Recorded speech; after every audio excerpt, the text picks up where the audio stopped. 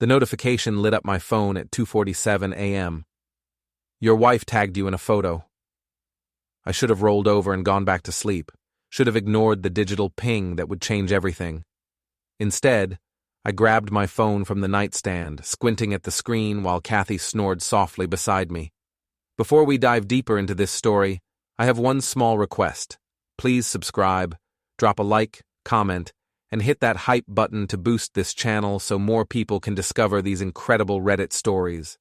There she was, draped across another man's lap at some rooftop bar downtown. Her manicured fingers traced his jawline while he gripped her waist possessively. The caption read, "Finally found someone who appreciates the finer things in life. Are blessed. Realman, there are new beginnings." The man was Eugene Fargo, my former law partner, my supposed friend of 15 years. I'm Wayne Halberg, and I've spent the last 20 years building a reputation as one of the sharpest attorneys in this decaying northeastern city. I've won cases that other lawyers wouldn't touch, defended clients everyone else had written off, and built a practice that commands respect. But apparently, none of that impressed my wife enough to keep her from broadcasting her affair to 3,000 Instagram followers. The worst part? She'd tagged me. Actually tagged me in her adultery announcement, like I was some kind of cheerleader for her betrayal. I screenshot the image, then scrolled through the comments. Her friends were eating it up with heart-eye emojis and "You deserve this, girl" messages. A few people I recognized from the courthouse had liked the photo. Even my own paralegal Marcy had left a fire emoji. Kathy stirred beside me, her blonde hair spilled across the silk pillowcase I'd bought her for our anniversary last month. She was still wearing the Cartier bracelet I'd given her for Christmas. The irony wasn't lost on me. I slipped out of bed and padded downstairs to my study. Our brownstone was one of those restored Victorian gems that cost me 3 years of 80-hour weeks to afford. 3 stories of polished hardwood and crown molding, with a view of the city's historic district from the rooftop deck. Kathy loved showing it off to her influencer friends, posing in different rooms for her lifestyle content. Now I knew why she'd been so eager to redecorate the master bedroom last month. In my study, I poured 3 fingers of bourbon and sat behind the mahogany desk where I'd prepared opening statements for murder trials and drafted settlement agreements worth millions. Tonight, I was planning something entirely different. I opened my laptop and began documenting everything. Screenshots of the Instagram post, saved copies of every comment, timestamps of when the photo was taken versus when Kathy told me she was having dinner with her sister. I pulled up our joint bank account and started scrolling through recent transactions. That's when I found the first real surprise. $25,000 transferred 3 days ago to something called Wellness Experience LLC. I'd never heard of it, but a quick search of the state's business registry showed it was registered to an address I recognized, Eugene's downtown office building. My wife wasn't just cheating, she was stealing. I leaned back in my leather chair and took another sip of bourbon. The grandfather clock in the corner chimed 3 times, and I could hear Kathy's phone buzzing upstairs. Probably Eugene, wondering if I'd seen his little love letter to the world. 20 years of marriage, 15 years of friendship with Eugene. All of it torched for social media clout, and whatever midlife crisis had convinced my 39-year-old wife that she needed a real man. The funny thing about being a lawyer is that you learn to see patterns in human behavior. You study how people lie, how they justify their actions, how they always think they're smarter than everyone else. Kathy and Eugene had just handed me a masterclass in arrogance. They thought they were playing chess while I was stuck playing checkers. They had no idea I'd been playing 3-dimensional chess since law school. I opened a new document and began typing. Evidence log, Halberg v. Halberg. Then I started planning their destruction, 1 billable hour at a time. Kathy stumbled into the kitchen at 10:30, wearing the silk robe I'd bought her in Paris. Her makeup was smudged, and she reeked of expensive perfume mixed with whatever craft cocktails she'd been downing at Eugene's love nest. "Morning," she mumbled, avoiding eye contact as she fumbled with the coffee machine. Good morning, sweetheart, I said, not looking up from my newspaper. Sleep well? She paused, her hand frozen on the coffee pod. Fine. You? Like a baby. Though I did have the strangest dream. I folded the paper and looked at her directly. I dreamed you posted a photo of yourself with another man on Instagram and tagged me in it. Crazy, right? Her face went 3 shades paler. Wayne, I can explain. Oh, I'm sure you can. You've always been creative. I stood up and walked to the kitchen island, placing my phone between us. The Instagram post was still pulled up on the screen. 2,300 likes so far. Congratulations, you're trending. Kathy's hands shook as she tried to pour coffee into her mug. Half of it splashed onto the marble countertop. It's not what it looks like. Really? Because it looks like my wife is sitting on my former law partner's lap while he gropes her in public. But hey, maybe I'm just not sophisticated enough to understand modern art. You don't understand the pressure I'm under, she said, finally meeting my eyes. The expectations, the constant need to create content, to stay relevant. Eugene gets it. He supports my brand. Your brand. I couldn't help but laugh. Is that what we're calling adultery now? Brand development? Don't be cruel, Wayne. This isn't easy for me either. You're right. Cheating on your husband and broadcasting it to the world must be exhausting. I can't imagine the mental gymnastics required to justify that level of betrayal. She slammed her coffee mug down, sloshing liquid across the counter. You want to know the truth? Fine. Eugene makes me feel alive again. He sees me as more than just some lawyer's wife who exists to smile at your boring colleagues and pretend to care about your cases. Interesting. And does Eugene also see you as someone worth $25,000 of my money? The color drained from her face completely. What are you talking about? I pulled up our bank account on my phone and showed her the screen. Wellness Experience LLC, registered to Eugene's office building. 25 grand, transferred 3 days ago from our joint account. The same account that pays for this house, your car, your designer clothes, and apparently your boyfriend's new business venture.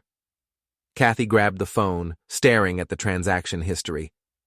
I can explain this too. I'm all ears. It's an investment. Eugene is launching a wellness retreat for high-profile clients. Influencers, celebrities, politicians who need discreet places to decompress. He asked me to be a partner. A partner? How romantic? I took the phone back. And you decided to invest my money without discussing it with me because I knew you'd say no. You always say no to anything that might help me build something of my own. I say no to stupid investments and obvious scams. There's a difference. This isn't a scam. Her voice cracked with desperation. Eugene showed me the business plan, the projected returns. We could make back triple the investment within 2 years. Eugene showed you a lot of things, apparently. Tell me, was the business plan before or after he showed you his bedroom? She slapped me. Hard. The sound echoed through our designer kitchen like a gunshot. I touched my cheek, feeling the sting. Feel better? You bastard. You cold, calculating bastard. Do you know what it's like being married to someone who treats everything like a legal case? Someone who can't show emotion without analyzing the strategic implications? I'm showing emotion now. No, you're not. You're planning. I can see it in your eyes. You're already 3 steps ahead, figuring out how to make me pay for this. She was right, of course. I was planning. But she'd underestimated the scope of what I had in mind. Here's what's going to happen, I said calmly. You're going to get that $25,000 back. Every penny. Then you're going to decide whether you want to try to save this marriage or continue your very public relationship with Eugene. But you don't get to do both. And if I choose Eugene, then you'll discover exactly how calculating I can be. Kathy grabbed her purse and headed for the door. I'm going to Vanessa's. Don't wait up. Give my regards to Eugene, I called after her. Tell him I said thanks for the evidence. The front door slammed hard enough to rattle the windows. I finished my coffee in the sudden silence, then went back to my study. I had work to do. Marcy Rodriguez had been my paralegal for 8 years. She was sharp, ruthless, and completely loyal to anyone who paid her well and treated her with respect. At 52, she'd seen enough legal drama to make a Hollywood screenwriter jealous, and she had a network of contacts throughout the city that would make the FBI envious. "You look like hell," she said when I walked into the office Monday morning. "Rough weekend. I need you to pull some information for me. Quietly." Marcy raised an eyebrow. "How quietly?" "Submarine quiet. I need everything you can find on Wellness Experience LLC. Corporate filings, bank records if you can get them, business licenses, the works. Also, pull Eugene Fargo's Bar Association file. Any complaints, disciplinary actions, anything that might be interesting." "Eugene? Your old partner, Eugene?" Marcy's expression shifted from curious to concerned. "What's going on, Wayne?" I handed her a printout of Kathy's Instagram post. She studied it for a long moment, then let out a low whistle. "Jesus Christ, she actually tagged you in this?" "She did, along with stealing 25 grand from our joint account to fund whatever scam Eugene's running."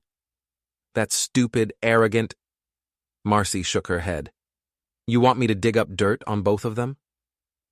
"I want you to find the truth. If there's dirt, that's just a bonus. Give me 48 hours. I'll have everything you need to bury them both." While Marcy worked her magic, I focused on my regular caseload and tried to ignore the sympathetic looks from other attorneys in the courthouse. Word traveled fast in legal circles, and Kathy's Instagram stunt had made me the subject of whispered conversations and pitying glances. Judge Patricia Leland pulled me aside after a hearing Tuesday afternoon. "Wayne, I've known you for 15 years. You're one of the most professional attorneys I've ever worked with. Whatever's happening in your personal life, don't let it compromise that reputation." "I appreciate the concern, Your Honor. Everything's under control." "Is it? Because half the courthouse is talking about your wife's social media activity. The other half is wondering if you knew about her relationship with Eugene." "I'm handling it." Judge Leland studied my face for a moment. "Eugene Fargo is a snake, Wayne. Always has been. If he's involved in whatever's happening, be careful. Snakes bite when they're cornered." That evening, I stopped by the Verdict, a dive bar 3 blocks from the courthouse where lawyers went to drink away their losses and celebrate their wins. The bartender, Tommy, had been serving legal professionals for 23 years. He knew everyone's secrets and kept them all locked away behind a wall of professional discretion and cheap whiskey. "Heard you had some excitement this weekend," Tommy said, sliding a bourbon across the bar without being asked. "News travels fast." "Your wife's got quite a following. Half my customers saw that post before you did." I took a sip of bourbon and looked around the dimly lit bar. 3 other attorneys sat at separate tables, all of them carefully avoiding eye contact.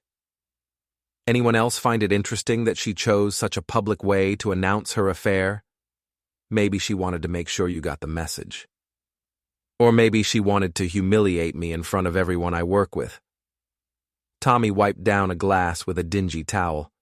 "You planning to do something about it?" "I'm planning to respond appropriately." "That's lawyer speak for, I'm going to destroy them both, isn't it?" "That's lawyer speak for, I'm going to let the truth speak for itself." Tommy grinned. "Same thing in your case." My phone buzzed with a text from Marcy. "Got what you need. Meet me at the office first thing tomorrow." I finished my bourbon and left a 20 on the bar. "Thanks for the drink, Tommy." "Anytime. And Wayne, whatever you're planning, make sure it's legal. I don't want to visit you in prison." "Don't worry. Everything I do will be completely by the book." As I walked back to my car, I realized that was both a promise and a threat. Marcy had spread documents across my conference table like a general planning a military campaign. Bank records, corporate filings, email printouts, and what looked like surveillance photos covered every inch of mahogany. "Sit down," she said. "You're going to love this." I poured coffee from the pot she'd prepared and settled into my chair, Hit me. Wellness Experience LLC is a shell company. No real assets, no employees, no business license for operating any kind of retreat or spa. The 25 grand Kathy transferred? It went straight into Eugene's personal account the same day. So it's straight up theft. It gets better. Eugene's got 3 other LLCs registered to the same address. All of them have received transfers from joint accounts belonging to his other female clients. I'm talking about 6 different women, Wayne. Total transfers over the last 18 months? Nearly $200,000. I leaned back in my chair. He's running a romance scam on his own clients. That's not even the best part. Marcy pulled out a manila folder thick with papers. Remember that hit-and-run case from 6 months ago? The one where someone sideswiped a parked car downtown and fled the scene? Vaguely. The car that got hit had a dash cam. Police never followed up because it seemed minor, but I know a guy in the evidence department. Guess whose BMW shows up clear as day on the video? She slid a printed screenshot across the table. Eugene's distinctive silver BMW, license plate clearly visible, clipping the side of a Honda Civic before speeding away. The timestamp shows it happened at 2:15 a.m. on a Tuesday. Want to guess where Eugene was supposed to be at 2:15 a.m. on a Tuesday? Home with his wife. Bingo. But his credit card records show he was at the Riverside Hotel until 3:30 a.m. Same hotel where he's been meeting your wife twice a week for the last 3 months. I studied the evidence spread before me. You got his credit card records? I have friends in useful places. The point is, Eugene's got a pattern of lying, cheating, and stealing, and now he's dragged your wife into it. What about his bar association file? Marcy grinned and pulled out another folder. 2 complaints in the last year, both from female clients who claimed he overcharged them for services and pressured them into questionable investments. The bar association dismissed both complaints due to lack of evidence. But now we have evidence. We have enough evidence to end his career and put him in prison. The question is, what do you want to do with it? Before I could answer, my phone rang. Kathy's name appeared on the screen. Don't answer it, Marcy said. Let her sweat. The phone went to voicemail, then immediately started ringing again. This time I picked up. Wayne, thank God. We need to talk. I'm listening. Not over the phone. Meet me at Cafe Luna in an hour, please. It's important. Fine. 1 hour. I hung up and looked at Marcy. Keep digging. I want to know everything about Eugene's operation, client lists, financial records, anything that shows a pattern of fraud. You think Kathy's ready to flip on him? I think Kathy's starting to realize she's in over her head. The question is whether she's smart enough to get out before she drowns. Cafe Luna was one of those trendy downtown spots that charged $12 for avocado toast and attracted the kind of people who took photos of their food before eating it. Kathy was already there when I arrived, sitting at a corner table wearing oversized sunglasses despite being indoors. She looked terrible. Her usually perfect hair was pulled back in a messy ponytail, and I could see dark circles under her sunglasses. Thanks for coming, she said as I sat down. You said it was important. Eugene's been acting strange, paranoid. He thinks someone's been following him, monitoring his phone calls. He's talking about leaving town for a while. Maybe he has a guilty conscience. Wayne, I think I made a mistake. I signaled the waitress for coffee. Which mistake? The affair, the theft, or the public humiliation? All of it. I got caught up in the excitement, the attention. Eugene made me feel special, important. But now, she trailed off, looking around the cafe nervously. Now you're realizing he's a con artist. He's not a con artist, he's just complicated. Complicated, that's one word for it. I leaned forward. Kathy, I'm going to ask you a direct question, and I need an honest answer. Are you ready to end this thing with Eugene and try to fix our marriage? She was quiet for a long moment, staring into her untouched latte. I don't know if we can fix this, Wayne. Too much has happened. Then why did you call me? Because I'm scared. Eugene's been talking about bigger investments, international opportunities. He wants me to put more money into his projects. How much more money? Everything. The house, your practice, our retirement accounts. He says we could make millions if we're willing to take the risk. I sat back in my chair, processing what she'd just told me. Eugene wasn't just running a romance scam. He was planning to clean out everything I'd worked 20 years to build. And what did you tell him? I told him I'd think about it. Jesus Christ, Kathy. Do you have any idea what you've gotten yourself into? I'm starting to. I pulled out my phone and showed her the screenshot of Eugene's BMW from the hit and run. Your boyfriend is a criminal, not just an adulterer or a bad businessman, an actual criminal who's been stealing from his clients and using you to get to my money. Kathy stared at the image, her face going pale. Where did you get this? I'm a lawyer, Kathy. I know how to investigate. The question is, are you ready to help me stop him before he destroys both our lives? She pulled off her sunglasses, and I could see tears in her eyes. What do you need me to do? I need you to wear a wire. Getting Kathy to agree to record Eugene was easier than I'd expected. Fear is a powerful motivator, and she was finally starting to understand that her boyfriend's grand plans involved leaving her holding the bag while he disappeared with everything we owned. Marcy arranged for the recording equipment through a private investigator she'd worked with on previous cases. Nothing fancy or illegal. Just a simple digital recorder that would capture clear audio as long as Kathy stayed within 10 feet of Eugene. Remember, I told her as we sat in my car outside Eugene's office building, you're not trying to get him to confess to anything specific. Just let him talk about his plans, his other clients, the money transfers, let his ego do the work. I can't believe I'm doing this. You're doing this because it's the right thing to do, and because it's the only way to keep yourself out of prison when the FBI starts investigating his operation. The FBI? Kathy, he's stolen nearly $200,000 from multiple clients using fraudulent investment schemes. That's federal wire fraud. When they catch him, and they will catch him, anyone who helped him is going down too. She took a deep breath and checked the recorder one more time. How do I know you won't use this against me in the divorce? Because right now, I'm more interested in stopping Eugene than I am in punishing you. But that could change if you don't follow through. That's not very reassuring. It's not supposed to be reassuring. It's supposed to be motivating. Kathy got out of the car and walked into the building. I drove around the block and parked where I could see Eugene's office windows on the 15th floor. The waiting was the hardest part. 43 minutes later, my phone buzzed with a text. Got it. Coming down. Kathy slid into the passenger seat and handed me the recorder. Her hands were shaking. He's planning to leave town Friday, she said. He's got accounts set up in the Cayman Islands and Costa Rica. He wants me to liquidate everything and transfer it to an offshore shell company before I meet him in Miami. Did he say anything about his other clients? He bragged about it.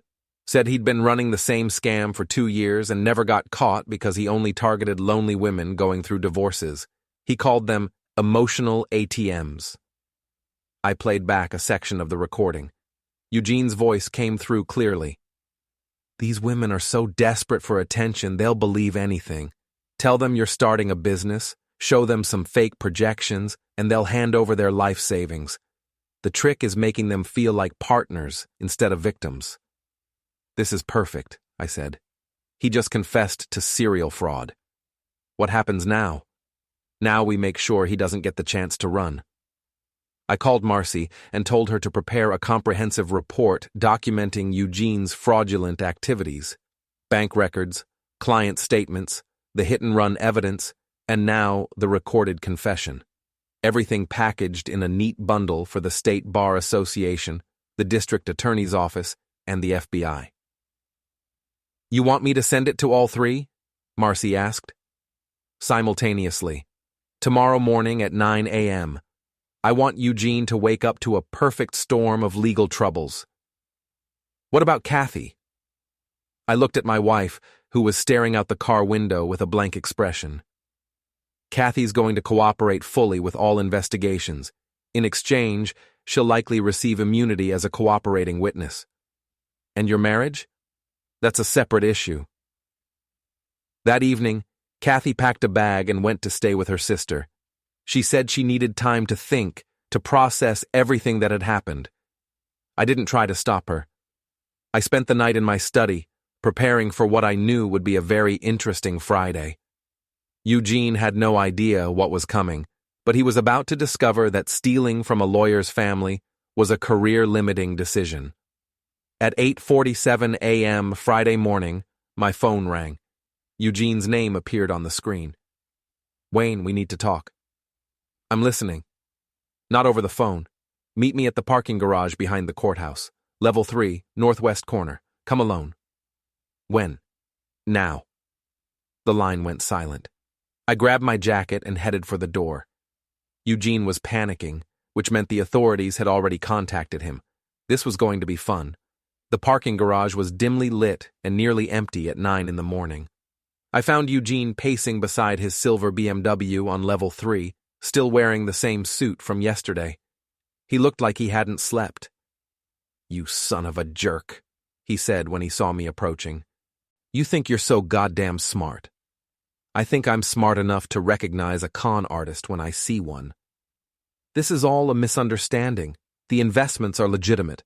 The money transfers were authorized. By women you seduced and manipulated into trusting you. That's not authorization, Eugene. That's fraud."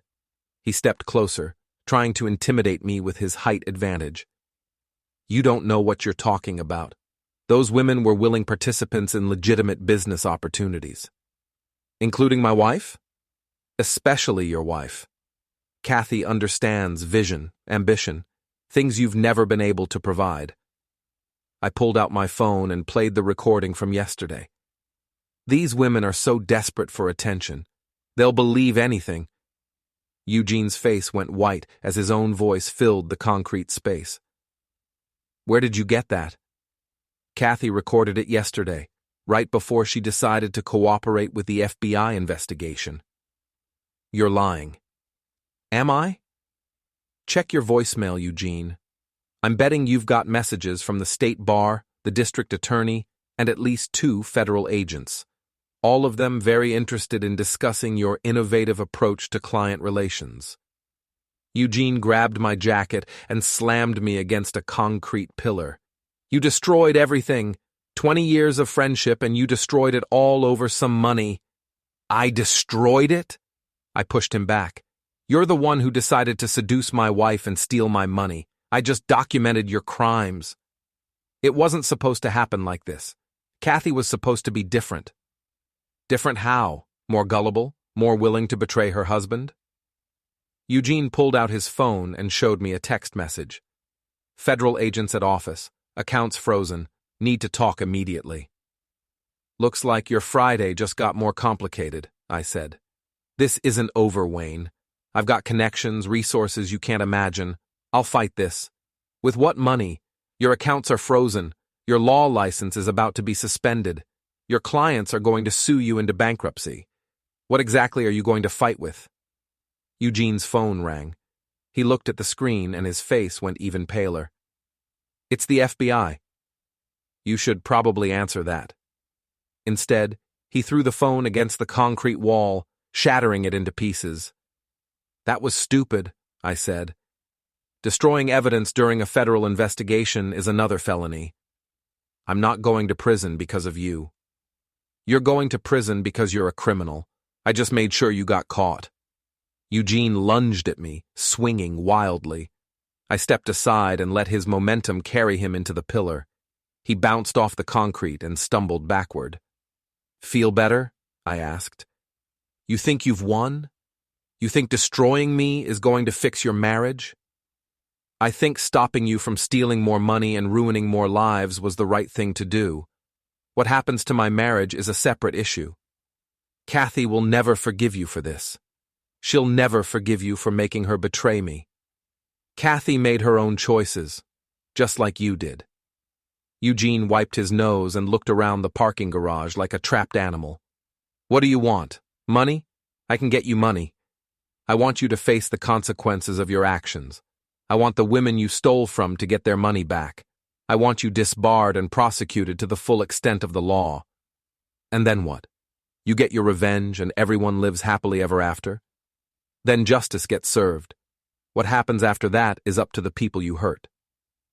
Eugene's shoulders sagged in defeat. 20 years, Wayne.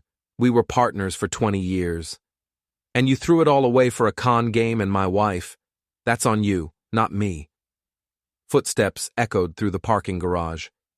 2 men in dark suits approached us, badges visible on their belts.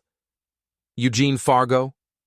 The taller agent spoke with the kind of authority that comes from years of arresting white-collar criminals. Yes. FBI. You're under arrest for wire fraud, money laundering, and conspiracy. You have the right to remain silent. I watched as they cuffed Eugene and led him toward the elevator. He looked back at me once, his expression a mixture of hatred and defeat. This isn't over, he called out, but we both knew it was.